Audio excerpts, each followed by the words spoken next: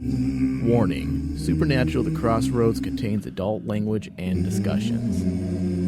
If you're easily offended, do not continue to listen.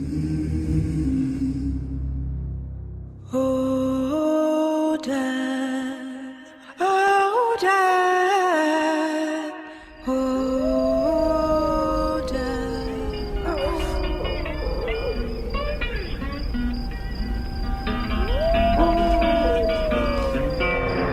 I went to the crossroads. Fell down on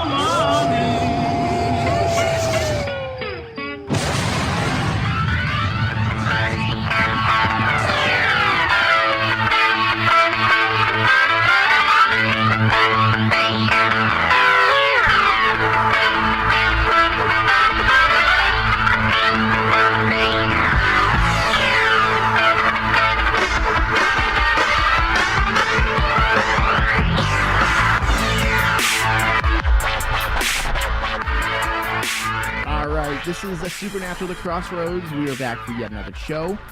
No, I am not Thomas Cowley. Usually Thomas starts the show. This is Michael Flores, Hellhound Mike, as some of you may know me, or the Troll Killer. So stupid. There was no new episode this week, but because there was no new episode this week, Ryan Denton and Thomas Cowley didn't have it on their schedules to record a show. So they were unavailable, but I was able to bring in some people from the old network, Casero Radio, and I have Greg Darkside Holmes. What's up, everybody? He was actually, if you guys have been listeners for a while, you guys probably know who he is if you listen to any of our other previous shows on Casero Radio. Also, Maggie is here. How you doing, Maggie? Fabulous. Now, both of you guys are big Supernatural fans as well. Yeah. Greg, you love Sam's abs. And Maggie likes Abaddon's bootay. So stupid. Wait, can we trade? Can I have... I was trying to switch it up that way. Oh, okay. So it'll be a little bit slightly different show this week because, like I said, we usually, if you guys are usual listeners, you guys know that the format is usually slightly different. We go into the review of the episode, then talk about the next episode. But then again, there was no episode.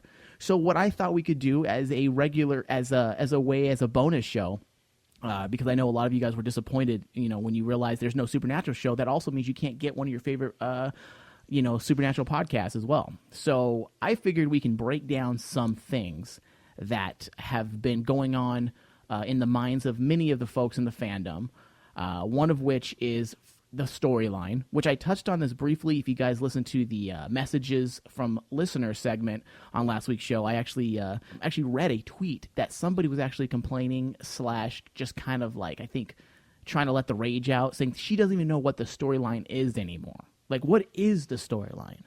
And to me, I think the storyline's pretty clear and concise. I think it's there. But it is a little more complicated, I think, than previous seasons. There's a lot more in the mix.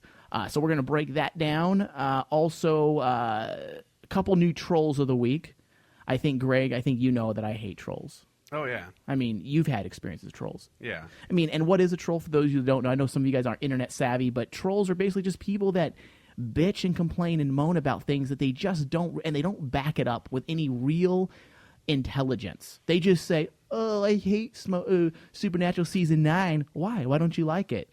It's stupid. And that's all their response is. And you try to give them a way to explain themselves, and those are trolls. People that just bitch and moan and complain. And they think they're smarter than everybody because they're getting you to argue with them. They're like, I'm smarter than everybody. Yeah, and then you give them a way to explain themselves. And you know what they do? Every time down. I actually will go and troll myself through the Supernatural hashtag on Twitter. And I'll look for people who are complaining. And I'm like, oh, hey, what do you mean by that? Never get a response. Never, ever get a response. But they do. But I look at their feeds, and they respond to everybody who agrees with them. So they don't want to defend themselves. They just want to sit there and bitch about something without any real explanation. Well, and validation. I mean, that's what they need. Cause, Yeah.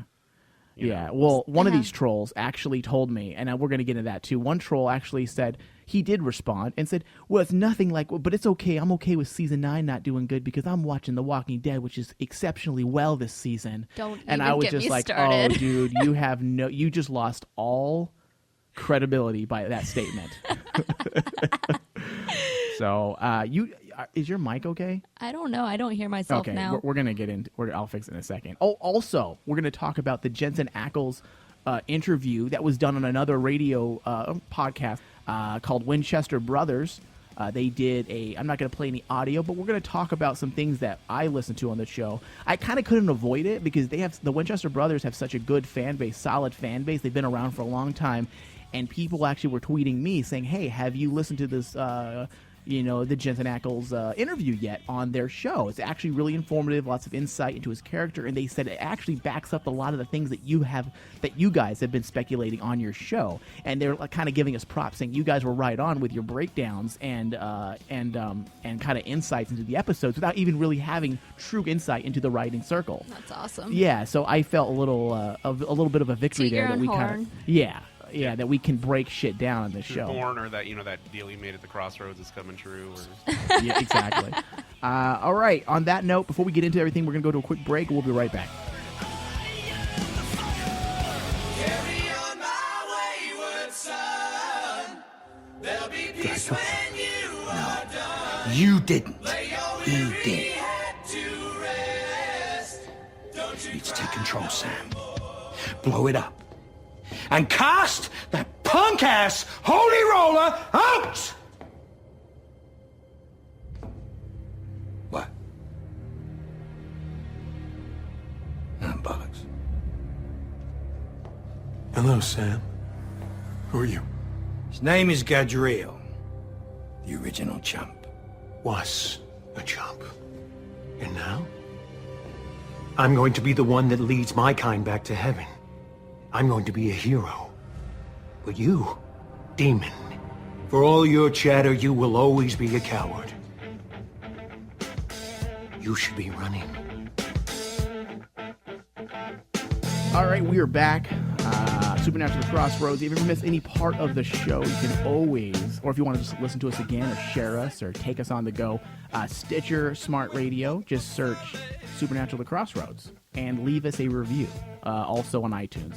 Leave us a review there as well so we know that you guys are listening. And we're going to be jumping into the main storyline of Supernatural for Season 9. Okay? Okay.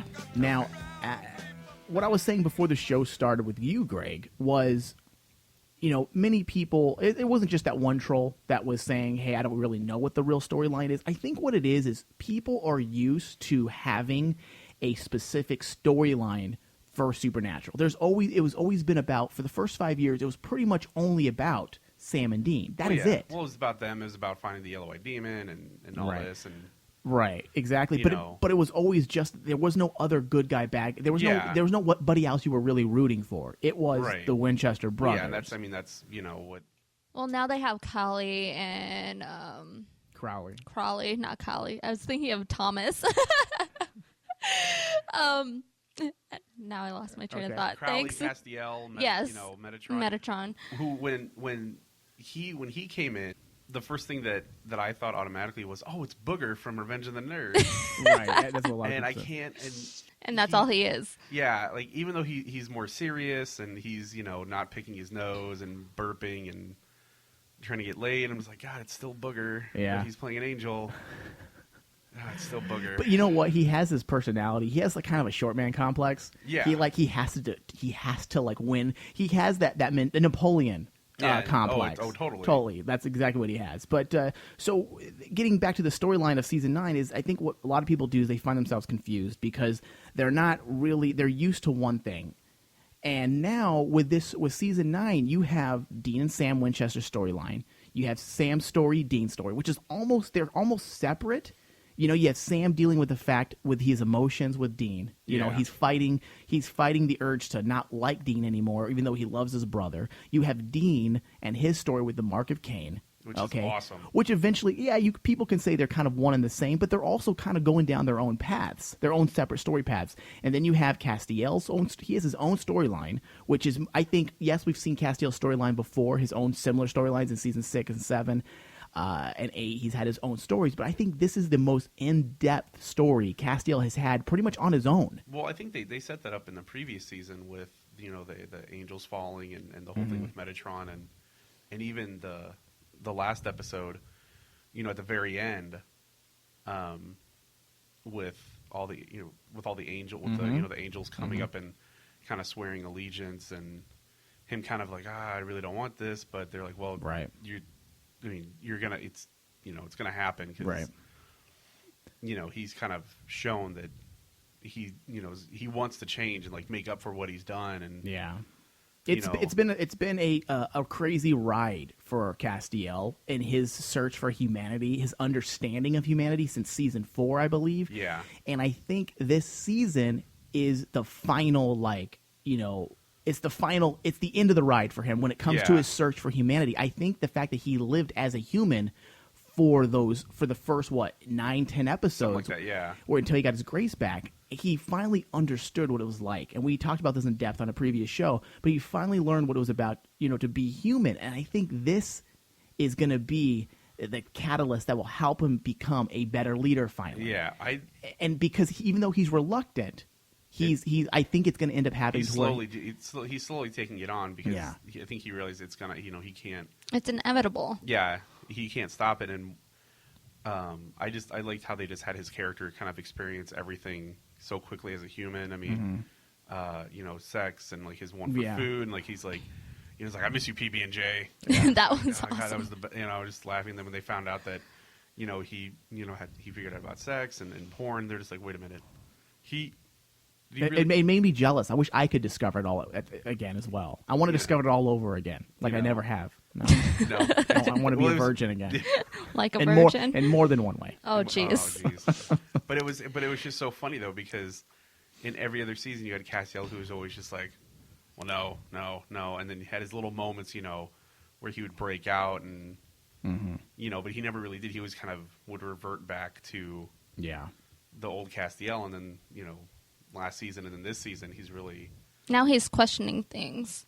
Yeah, which I think is a good way to take the character, because I mean you can only go so far with him as he is. You have to change him, and it's perfect that they're kind of having everybody diverge on their own little Well, and that's what I don't think we've seen Castiel where he's away from the main Winchester wagon. Like he's not on their wagon all the time with them. But I think it's even more so this season where we see him going off on his own. It is almost like a separate storyline completely. Because the Fallen Angel thing, I think everybody thought that when that happened the season finale last year, I think everybody assumed, that's going to be the main storyline next year is the Fallen Angels. Yeah. And if you realize their focus, the Winchesters they don't give two shits about the Fallen Angel scenario. That's Castiel's thing. Yeah. Mm-hmm. Like Dean and Sam are worrying about their own things. Dean is worrying about the Mark of Cain, and I think that is their focus is defeating Abaddon. Yeah. Okay. And that moves on to yet another story with Crowley and Abaddon. Now, Crowley's always been that the lesser of two evils mentality. Now we're seeing how they rather Crowley win than Abaddon, obviously, because they're going to help Crowley defeat Abaddon. At least that's the goal. And that is yet another storyline that we have that is separate from the Winchesters. Yes, it runs parallel, and it'll connect with the Winchester storyline. And the Mark of Cain also connects with this because that's, Crowley wanted him to have that. Well, that's what, he manipulated it. Yeah. Yeah, well, when Abaddon came back, like, I mean, well, one, I think the actress is hot, so I was super excited. So was I. So was my pants. And so I was just like, oh, that's awesome. And then the more and more they've just developed that character. Yeah. Even the episodes where she had the lesser demons, and she's like, I can train you, I can make you better, I can make you better suits. And it was kind of neat to see, how formidable of a foe that she is and that she's gonna be. So that's gonna be interesting, especially with Crowley off trying to find the blade, which we're going to see in next week's episode. Yeah, so tomorrow actually we'll learn a little bit about that. So that's going to be cool, because then that's going to bring more about the Mark of Cain, which I hope they bring. They will. They bring back. I can never remember that actor's name.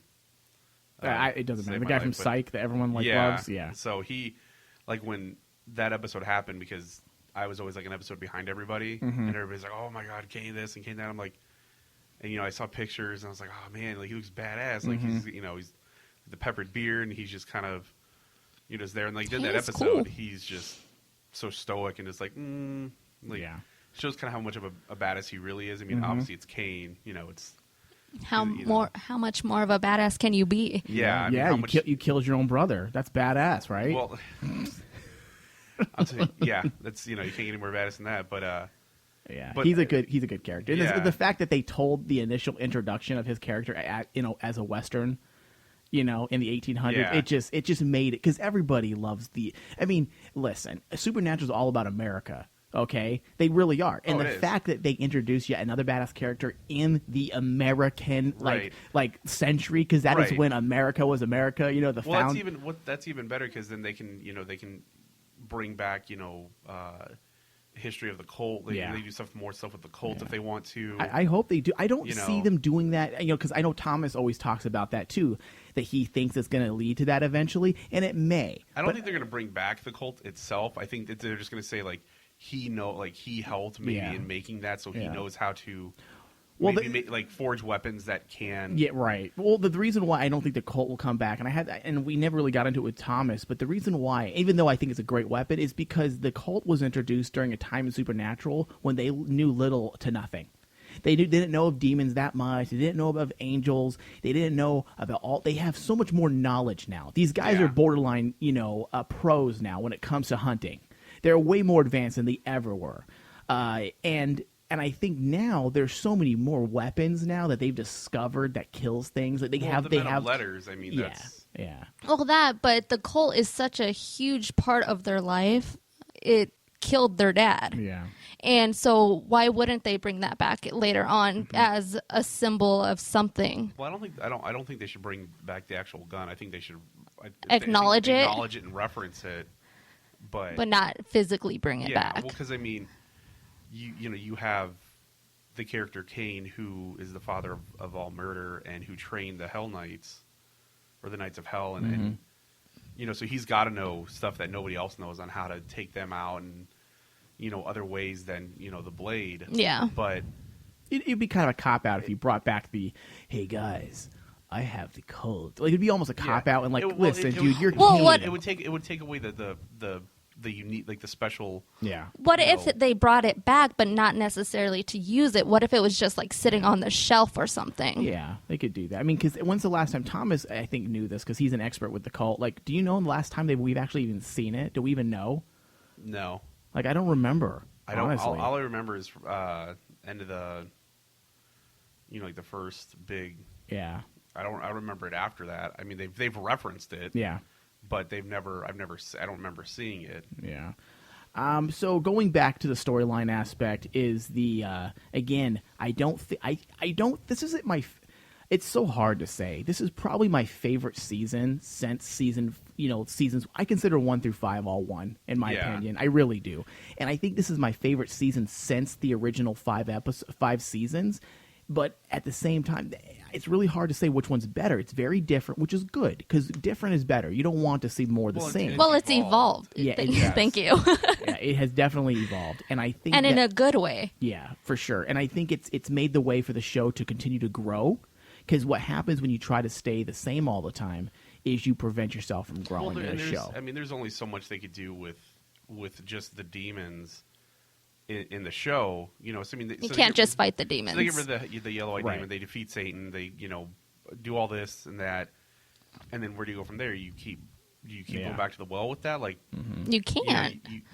What are they gonna do every season? Like, oh, Satan got out again. Right. We better keep Sam safe. We can't. I mean that gets old. I mean. I think this is the most well-crafted season, in my opinion. Like, it really is the most when you look, and I mean by well-crafted, I think it's written, it's almost like, it is an ensemble cast now. Yes, Dean and Sam are the leads, but it's transformed from a show that was about them to about a more of a larger picture. Well, that's which the show's always been about getting to the larger picture. Right. How Dean and Sam and their destiny to fight one another, that was their destiny. Yeah, well, and it's what I like is that. And now, history's repeating itself. Well, even now they still have some sort of destiny that's been, long foretold or whatever. And what I would like to see is they're bringing back characters from other seasons. Like, the beginning of the season you had, you had Death, which that that actor and that character is just. He's awesome. It's just great. And Yeah. I mean, But if they bring him back, and make him part of the story, he has to be important. He can't be, because they already brought him back Right. once. Was it this year? They brought him back, or was it last year when Sam wanted to die? It was this year, right? Yes, well, it was the beginning of it was this the beginning year. of this season, but then Yeah. he was in was it season 8 or 7 where he was in more episodes. Yeah. And he was there. Right. And it was kind of cool to see him interact with them. But Because he kind of is curious at this point with the Winchesters, Yeah. But I think when you need to bring, to me, it watered him down a little bit, because he was such a badass in the first, in that final season, or in the season 5, I believe.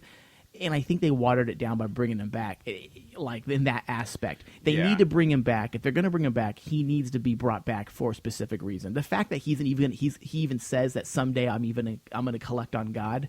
Like showing his amount of power, that he's even the Reaper of God and Satan. Like to me, that waters him down a little bit by bringing him back for like throwaway episodes. But I think it builds on the mystery of how where he really came from, like who who created him? Who created him? Yeah, because then there's somebody else who. Well, maybe that's something we'll learn about in the spinoff episodes, because it's about monsters. Yeah. And one thing I see, there's so many things. Like I'm hoping the spinoff will answer a lot of questions about the monster world. I mean, it would be cool to find out more about the Reapers, because we learn about a lot about the Reapers, but we don't really learn about them, like where they come from truly. Right. So when it comes to this season, I think there is a central storyline. There is a main theme. Listeners have posted things on Google Plus and Twitter, and I'll read them as well in a minute here, and we can kind of reflect and talk about them. But I think the central theme and the main story is, I think it is all about humanity. If you look at it, it is about humanity. Crowley, if you realize, what did he almost get turned into at the end of last season? Human. He almost got cured, okay?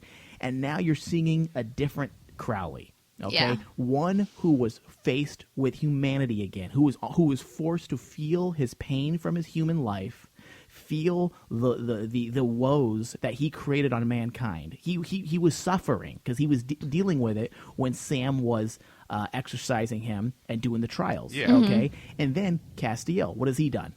He's learned about humanity. He became a human. He became human.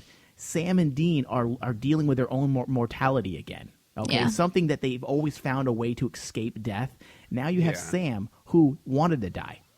Okay, that's to me that's a study into humanity right there. The fact that this guy who has been through everything to live, okay, wants to die now. Well, and he's always wanted a way out. I mean, he has. I mean, there's one. That's always kind of been a recurring theme, or.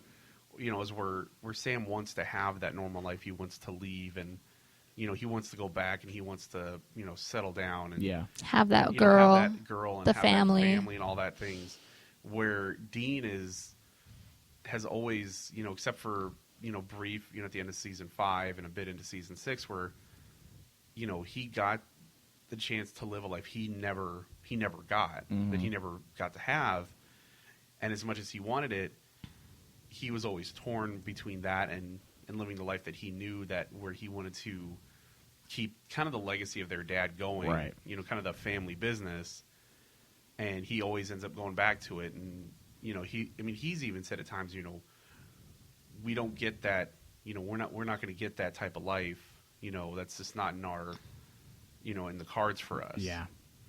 And it kind of sucks, because that's a recurring theme, is that a lot of people are like, man, like, be great for them to have some peace every once, for once, and not just like, a couple of days where they're not getting, hunted or anything like that, but like legit peace where they can, not have to look over their shoulder. But as the show has always shown, that's not the case for them, because there's always somebody or something out there that to ruin it for them. Yeah, that wants to ruin it. That just wants to prove that they are the best, that best creature or whatever. And I think that just shows like the fight to have for like a dream or whatever, and that's always been the recurring theme. Period. No matter whatever else they kind of put on top of that. Yeah, and then you look at Dean's struggle with the Mark of Cain. that, as we've learned, and we'll talk a little bit later after the next break, he is struggling. We may not see it. It may not be, it's not in your it's face. Not in your face. It's a little bit more, covertly being done. But Dean's also struggling with the Mark of Cain, which is also, in the end, going to affect his humanity. Yeah. His decision-making. As we saw, he killed his first, yes, they've killed real people in the past, but this, the last episode in Thin Man, he was forced to kill somebody. Yes, he was in a kind of a no-win situation. Yeah. But he did it with ease, and he did it without any guilt in his face. Well, he even mentioned it. He's like, that was the first time. He's like, that I was so okay with killing these people. Yeah. Okay. Yeah. See, I don't remember him saying. Yeah. That. He said that. He's like, it's not that I killed him. It's that I did it with such ease, and you could see in his face that it did bother him, but at the same time, it didn't. It was just a very stoic look on his face. Yeah. So I don't remember that being discussed in that episode. I need to go back and look at that. I know. The whole Mark of Cain storyline, like, is going to be, I think it's going to be interesting because, I mean, we're already seeing it now that he's slowly becoming okay with it, and but at the same time he questions it. Yeah. But I think it's going to get harder for him to when he kind of sees how easy it's going to become to kind of take care of things by just killing people. Yeah. By just, which we'll get into that more in a little bit later about the Mark of Cain thing. Can we all agree that the kind of the main storyline this year is kind of central? That it's more of a theme than anything that connects all major story points. It's humanity. Humanity is what's driving. Yeah. I think it's the subplot. It's what's underneath that we're not. Hey guys, humanity is the story. It's not. They're not making it heavy-handed. They're not. That is what it is. It's you like really break it down. It's a spider web. That's the center, and it just branches out. Yeah. All right. I have a few emails from people that I want to read. Actually, this is from Google+. Their opinions on what the storyline's about, but I'm going to try to break it down here. Melanie Hampson, the main mythological arc for this season seems to be the Mark of Cain, but I think this and the Kaz Metatron Heaven storyline will intersect towards the end of the season. Love seems to be the theme of this season, linking it to the last season when it was Cupid's bow, the grace of an angel, and the product of the love between an angel and a human, and the Nephilim that caused the angels to fall. Love saved Cain, so it will be love that will save Dean, Sam, Kaz, and both. In parentheses, she put that. Well, do you guys agree with any of this that she's saying? Let's talk about it. I do. I think where she's saying love saved Cain, so it's going to save. You're right. But I think we're going to see. I think we're going to see more of another kind of showdown between brothers where, Dean's going to get to a point where he's going to be on the level of Cain, where Cain was before he decided he had enough. Right. Do you think, though, talking about this, what she was saying, do you think that possibly, because most of Supernatural has always been about Dean trying to save Sam, and Sam's always kind of like, look at Dean was in purgatory, look what Sam did. He's like, Yeah. he would have moved on. Not that saying anything bad about Sam, but it might be the little brother, older brother mentality, But do you think that this season we may find, once Sam understands what the Mark of Cain truly is, because he at this point, like we said last week, he doesn't really know what it's about. He doesn't really understand it because he wasn't really discussed with him. So do you think once he discovers like the fact that he did a Mark of a Cain maneuver, do you think that possibly he might be the savior of Dean? Like I didn't even think about that. He could be, but it's all how they're gonna they write it. They have to kind of move it into that way. They can't just have it be where, have a sit down and be like, Dr. Phil moment. Well, where no, Sam's like, Dean, I'm really worried about you. I think this Mark of Cain is a bad thing. I don't think that would ever happen because their personalities aren't that way. And like when the Mark of Cain happened, like it was, everyone's like, oh, now it's going to be Dean versus Sam, and they're going to have the battle it out, and like they already are. They're fighting at this point. So how much worse can it get? Them not talk to each other and them go their separate ways? I think for the sake of the fandom, I don't think it's going to get much worse. They can't because people fight among each other. I don't think the writers are gonna do this anymore. I don't think the writers are gonna. I don't think they're gonna. Who knows? They may end it really bad. Who knows? Which I would be okay with that because. The difference between the thing is that people are not. This is the issue with this how whole like fighting the fandom fighting and how some of them are upset that they're making the brothers fight.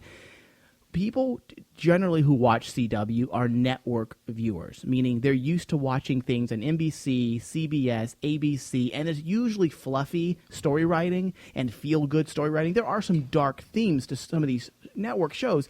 But for the most part, it's very cookie cutter. It's very like, oh, it's all going to end happily ever after. Whereas when you watch shows on HBO, Showtime, Cinemax, Stars, they're more true to real life drama and real life writing with real emotions and real feelings. They don't end happy. Right. And Supernatural's always been down the dark path. They've always told a depressing story. And I think what they're doing this year is they're doing something a lot different that they've never done before. They're telling a dark story. Yeah. And they're taking the love that you had for these brothers and they're ripping it apart because that is good writing. It's called drama. And listen, guys, it's going to end bad. Just deal with it now. Supernatural people, it's going to end bad. I don't know if they're going to hate each other. I doubt that, but it's not going to end good. You can't end a show like this on a happy note. Well, Sam, let's all ride off to the sunset, all happy-go-lucky. Everybody gets a reach around. The end. Well, let's look at it this way. It can't be any more nerve-wracking than Game of Thrones. Yeah. Okay? For everybody that's a Supernatural fan that's also watches Game of Thrones and is a Game of Thrones fan, we all survived through the Red Wedding. I'm pretty certain we can survive whatever. Well, that and it's like it's CW. I'm sorry, but they're not going to get Red Wedding. Right. And simmer down. You so not saying anything. I think CW and the writers are they always have. Kripke did it, and so now Carver is they're taking a page from paid television, cable television type writing. Yeah. I mean, let's just be honest. This isn't the fluffy feel good stories you typically get. Well, that's one thing I like about the show is that it's not always a happy ending. It's not always. I think that's why people watch the show. It's different. Gets theirs in the end. Everybody kind of gets a.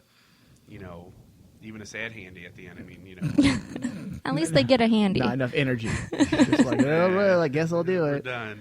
All right, next comment we got. What I wanted to say before we go on to the next one, what I wanted to say was where Cain killed Abel because Abel was going to make a deal with the devil is maybe in order for Sam to, in his mind, save Dean from the Mark of Cain, from the whatever it's going to change him into. Right. He might, I wouldn't say, obviously try and free Satan or make a deal with Abaddon. That'd be the most like, oh, he could do that. He could end up trying to get Metatron to help him, and then that would lead to not only Sam and Dean fighting, but then that would bring in Castiel, and that would bring everybody in at the end. Yeah, Metatron's a bit too evil. I think he's more evil in a lot of ways than Abaddon. I think because he's the cold, calculative. I'm supposed to be. When you're supposed to be good and you're created to be good. Yeah, and you're bad. And you're bad. That's you're the worst. That's the worst. Abaddon was created to be evil. She's acting in knows, her nature. Yeah, she knows nothing else. Yeah. All right. So Julia C says, "Hi guys, I'm a new follower of the show, and I must say I'm loving the podcast. About the main story of this season, I really do think we don't actually have a single mythological arc this season, but more like two. This year is not about the angels versus the demons, but more about the angels versus the angels and the demons versus the demons. That's true." And covered under those umbrellas, we have the Gadriel subplot and the Mark of Cain subplot. Perhaps it's not all connected at the end. Perhaps it is not all connected at the end, but I can see how these two are clearly the two main threads of the season. Yeah, I can see that. Yeah. She took the four that I had and combined them into two, but she's basically saying what I was saying. Let's see. Then we have Sheridan Thompson. I think it's going to be about a brother sacrificing everything for his younger brother like Cain did. So Dean will too. Okay. So that was that, and that was it for Google Plus this week. I just posted this, so I didn't get enough responses. That Dean's gonna kind of become a Knight of Hell or something like that. I think that. Well, that's kind of what they were alluding to. I guess in the first episode with Cain, they said, "Hey, you know what? In order to save my brother, because Lucifer was deceiving him, I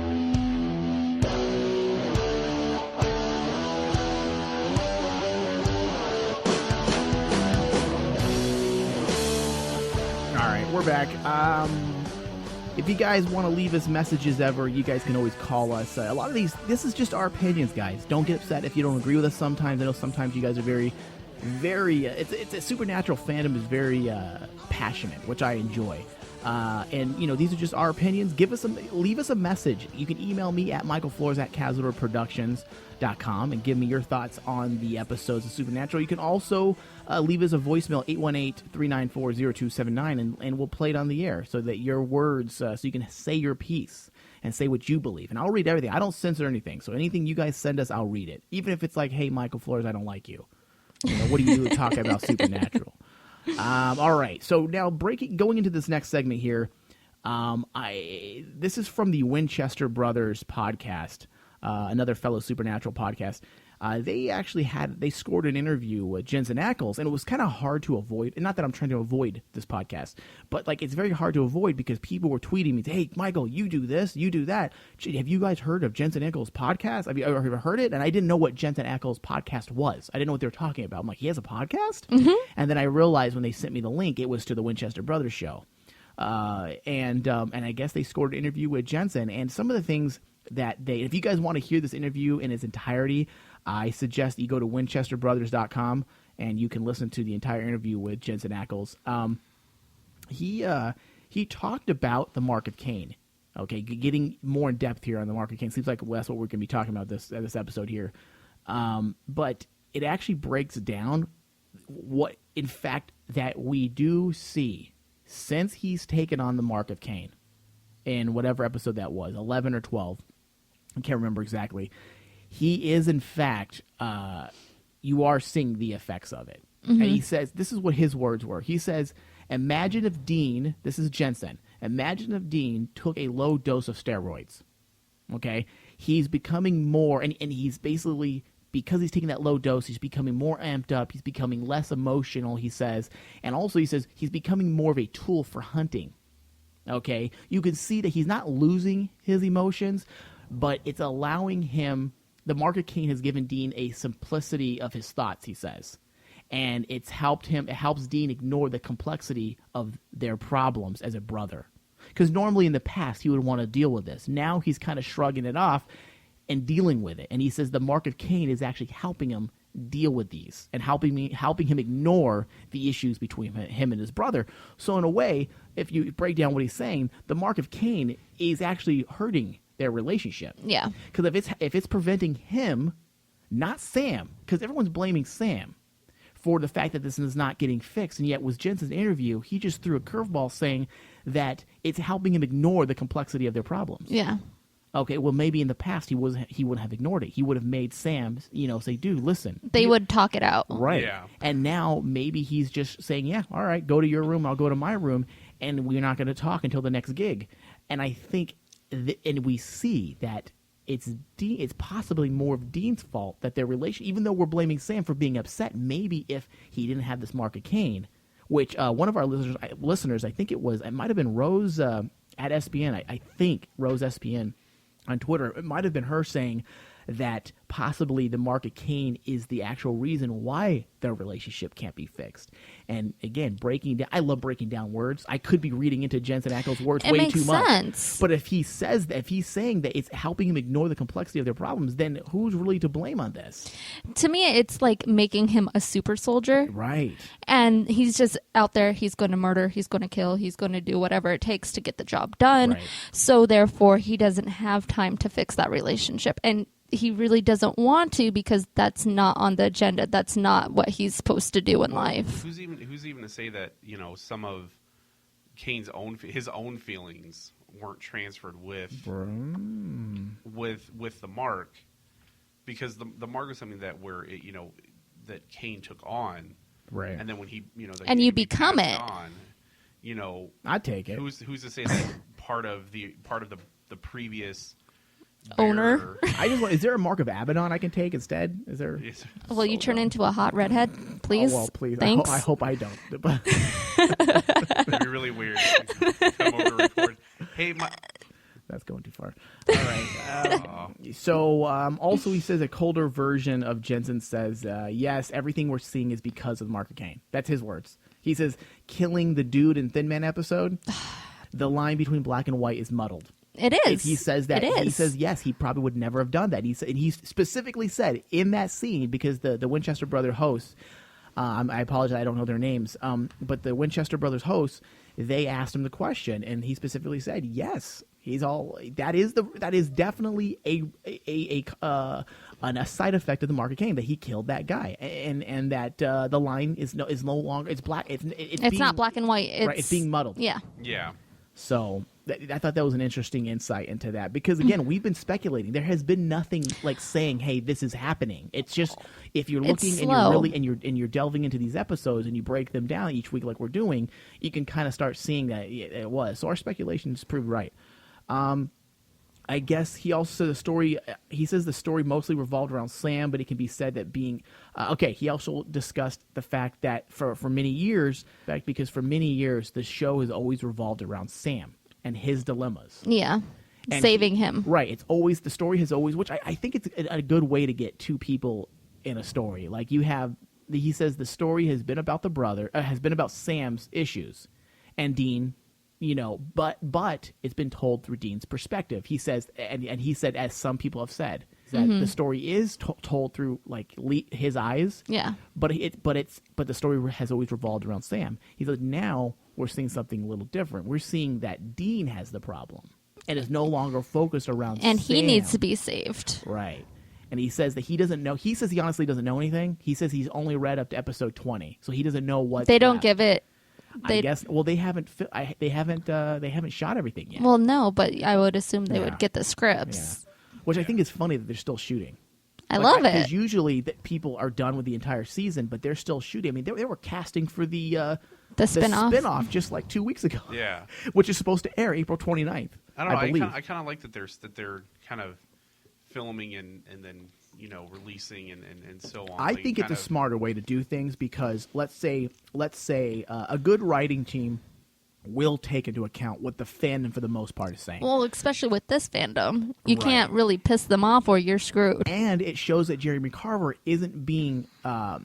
Yes, you need to be decisive. You don't want to be indecisive, but I also think that he's done this. He's doing this. Yes, that might just be their shooting schedule, but in a way, if you look at it, it helps them be able to make critical changes that, let's say, sometimes as a filmmaker myself, you don't really know sometimes how things are going to work until you actually see it sometimes. Yeah. And then you realize, ooh, yeah, that didn't work.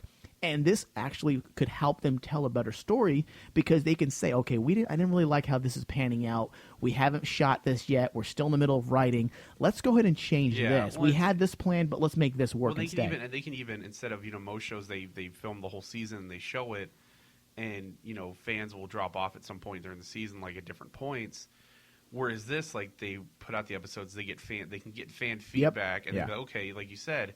But then even too, like you said, as you yourself as a filmmaker and me, as visual effects artist, said, I don't know how good something's going to look until I actually render it, take a look, and then kind of either go, okay, cool, that looks awesome, I'm going to finishing touches, or, well, that was a week worth of work that I just kind of put down the crapper. Now, he also said something in this interview. Again, the interview was on WinchesterBrothers.com on their podcast. He also said that he actually specifically stated that Dean is not above scraping the bottom of the barrel because of the Mark of Cain. Like, he's not in relation to working with Crowley. Like, so this is making me wonder what else is in store. What else is he going to be doing in order to get the job done? Because this goes That's scary. Yeah. That's really scary. But that even goes into the fact that he's a tool. That he actually said, I'm becoming more of a tool for hunting. Yeah. Well, that's, and I mean that what, with all the hunters and, throughout every season, they've always kind of wanted to find a perfect way to take out monsters, to kind of almost remove that human aspect where, like, there's still with with the vampires and everything like that. Oh, they're still a human in there somewhere, and so I'm like, no, they're not. They're just going to kill them. With the demons, monsters. you mean? Well, any of the. Do they do it with vampires too? No, I'm just using that as a reference from and then even with the demons, that the human is still in, they feel everything. That at this point, it's going to remove Dean's humanity. instead of going like there's still somebody in there. Well, that goes back to Crowley using him like Crowley. Crowley. I said Crowley. You said Crawley. Oh, I whatever. guess it doesn't matter. I guess Crowley. Well, okay, Crowley. Excuse me, guys. How is he going to use Dean now since he is getting rid of his humanity? And so is he going to feel bad? Well, of course he is, but he's not going to have that guilt in using him now because he's losing his humanity. But I think when it comes down to after Dean kind of fully gives in, at some point he's going to fully give in to the mark and kind of figure out what he can do. Then I think that's going to be the season finale, dude. I think he's going to become a threat to everybody. Yes, because he's going to go rogue. He could. Well, I mean, I don't think he's going to look at things like freaking Terminator and Terminator 2. He's going to scan it. Kill everybody. You know, Sam's going to become John Connor trying to convince the Terminator not to shoot everybody. Come with me if you want to live. That's what you're going to see. You're going to see. I think. You know what, Greg? That's a good point. And I agree. You know what? I think he is going to become a threat to everybody. I don't think he's going to become a bad guy, but he's going to become. Using his words, he's going to become a tool. A liability. For hunting, that he's not going to see things emotionally. Oh, you're a bad guy, boom, you're dead. Okay, you're a little girl holding a gun, boom, you're dead. He's not going to be able to know that the difference, that humanity makes you feel the difference. Well, and who's to say that even, when this change happens, we can see, we can see more of Cain, where in the end, if Dean becomes this, he becomes the second Cain, right. Who's to say that Cain himself won't try and use Dean for his own. See, I got a sense that Cain wasn't bad. I don't think he's. Well, I don't think he. I think he was evil because he got tainted. It's kind of like if you got, let's say you got stabbed with a demon needle. Okay, you get infected by demon blood, but you're not a demon. Let's just break it down that way. I think he made a decision that made him dark. It made him a dark person, but is he truly an evil man? No, I don't. I think he became. It's almost Darth Vader syndrome. Bringing it back to Star Wars. He made a stupid decision that took him down a dark path. Right. That, or what we can see is Dean becomes a threat to everybody, and either at the end of the season they lead it to where he is now the main threat. Yeah. And then the next season, is he the bad guy? Might be the bad guy? He could. I didn't even think about that. Because look at what they're doing is that he's. The fans would I don't know. Upset, yeah, dude. I don't think they could do that. He's slowly giving into that feeling, and he's. I mean, people were upset when Castiel was the bad guy. I remember people were furious. But that's what makes good TV, though, is that people are upset because they're going to keep watching because they want to see them. They want it to get better. And so we can see Dean becoming the threat, and maybe Sam saving him. And Sam, and then everybody kind of. Sam will help him take this mask off and help him, just like Darth Vader. No, this is what I think. Oh my god! This is what I think is going to happen. Is Dean is going to become the threat, not so much like the main villain, but you're going to see everybody kind of almost rally together to, somehow capture Dean and Well, kind of do like something. Or what they can do is that he becomes a threat, and then Dean, has that kind of duality where he doesn't he wants to keep this power, but he wants to kind of regain his humanity back. And we can see him go to Cain. It might be like Sam with the demon blood. Yeah, and we can see him return to Cain to kind of, figure out how to beat it.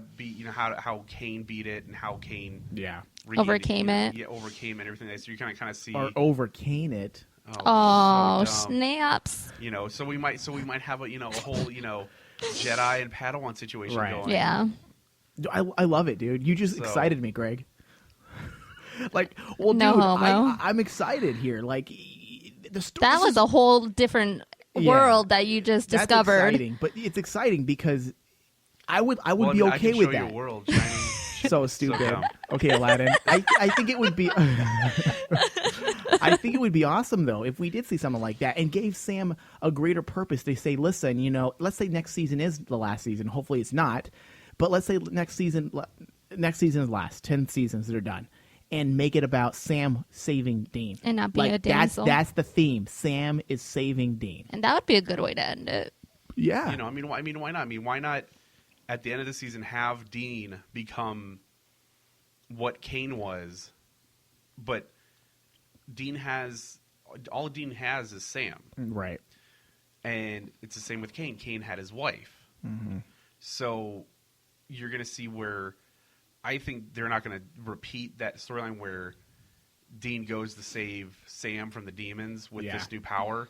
But I think you're going to see Dean kind of realize this power that I have, I can change the world. And like he even said, he's not above scraping the bottom of the barrel.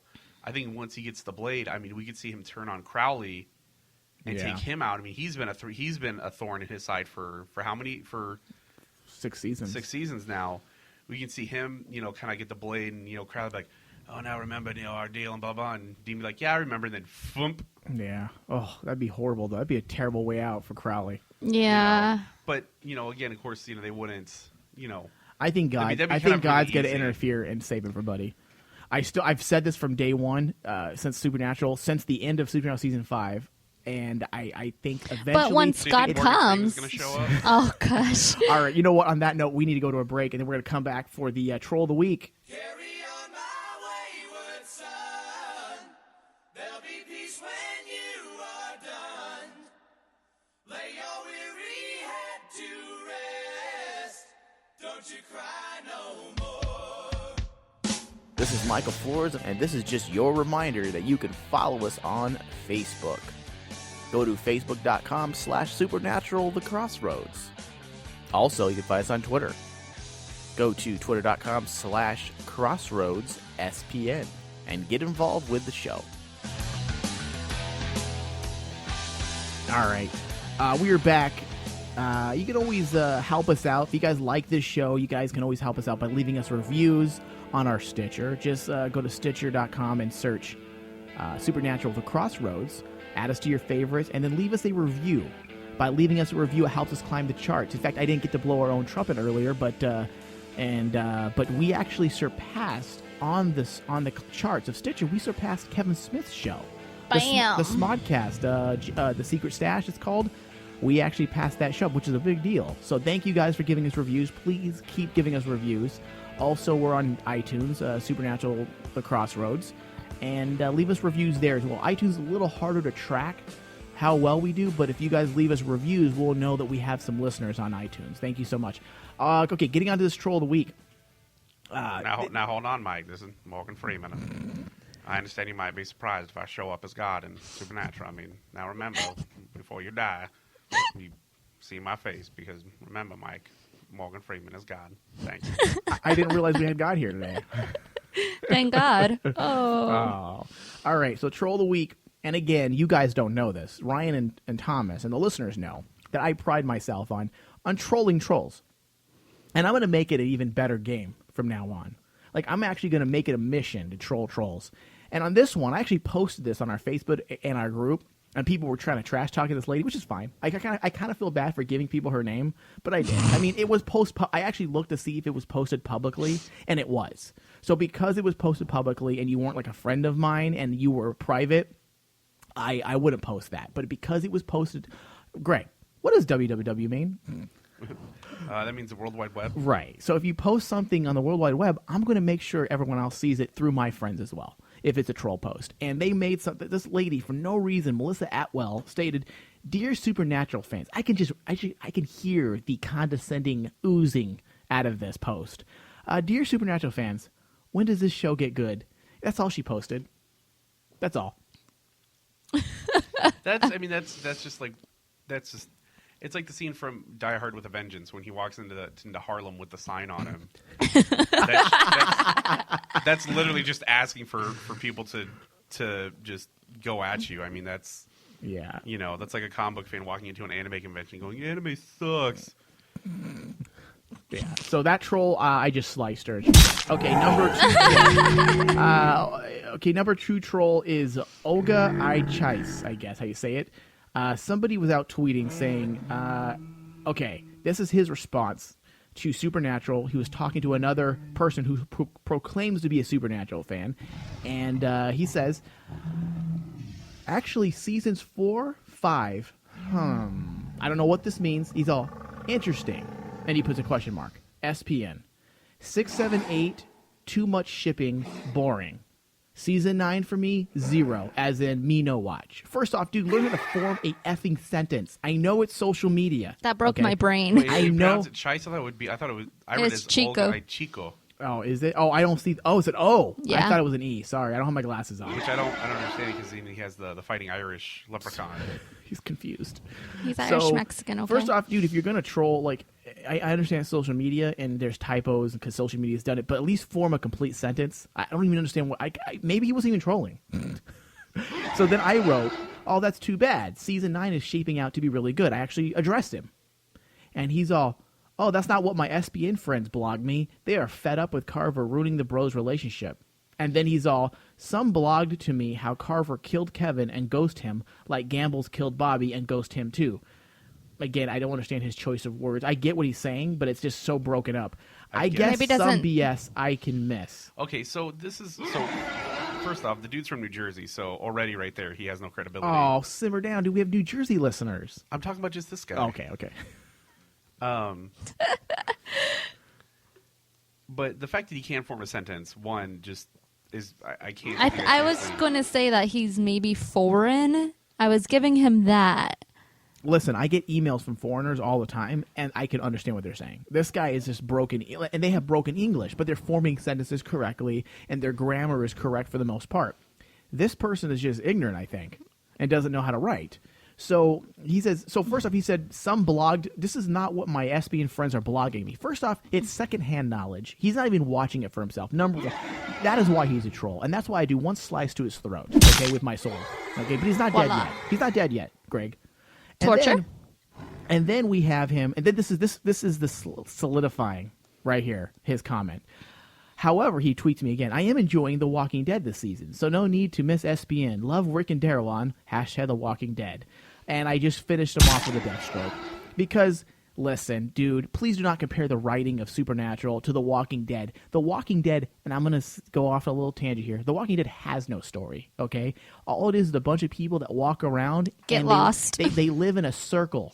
Okay, they live in a circle, a circumference of maybe 10 miles, and they relive the same storyline over and over every 3 episodes. Okay, and those of you that like The Walking Dead, I go back and think about it. No, don't get upset at me. Think about it.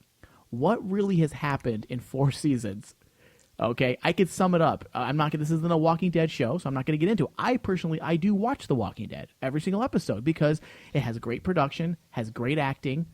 But there's one thing that show doesn't have: phenomenal acting. Okay, I'm gonna reiterate this: phenomenal acting, great actors. Okay, great production value. I mean, holy hell, dude! AMC, it's gorgeous. AMC doesn't put out shit. They just don't. Okay, great production value. But there's one thing that the show's missing, and it's called writing. There is no writing. There is just nothing happens. Well, and for me, because I read the comic, there is no plot.